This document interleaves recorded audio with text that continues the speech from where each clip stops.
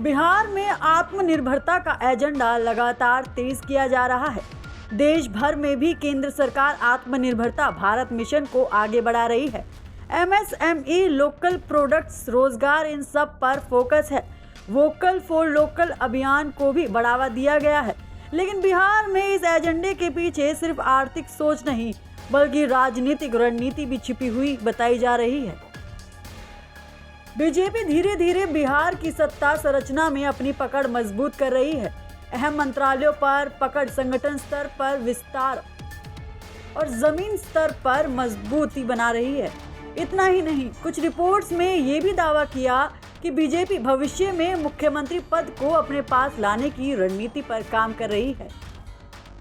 बिहार की राजनीति में अभी भी नीतीश कुमार एक बड़ा चेहरा है, लेकिन हाल के घटनाक्रम बताते हैं सत्ता में उनकी पकड़ पहले जैसी नहीं रही।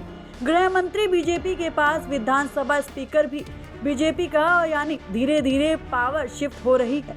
बीजेपी का प्लान सिर्फ ऊपर ऊपर नहीं बल्कि जमीन स्तर पर भी काम चला रहा है। युवाओं को जोड़ना, रोजगार और स्किल पर फोकस, पंचायत स्तर तक संगठन मजबूत करना और यही साइलेंट जुगाड़ आने वाले चुनाव में बड़ा असर डाल सकता है। आत्मनिर्भर बिहार के नाम पर एमएसएमई, रोजगार, इन सब पर जोर दिया जा रहा है। हालांकि कुछ उद्योग संगठनों का कहना है बिहार को अभी भी खास पैकेज और बड़े प्रोजेक्ट की जरूरत है। यानी साफ है, एक तरफ विकास और आत्मनिर्भरता का एजेंडा, दूसरी तरफ पॉलिटिकल कंट्रोल की तैयारी। लेकिन बड़ा सवाल ये है, क्या बीजेपी बिहार में अकेले दम पर सरकार बनाना चाहती है? क्या नीतीश कुमार का रोल धीरे धीरे कम किया जा रहा है? और क्या आत्मनिर्भर बिहार सिर्फ विकास नहीं बल्कि सत्ता की रणनीति है? 2026 और आगे के चुनाव को देखते हुए बीजेपी अपने संगठन को मजबूत कर रही है।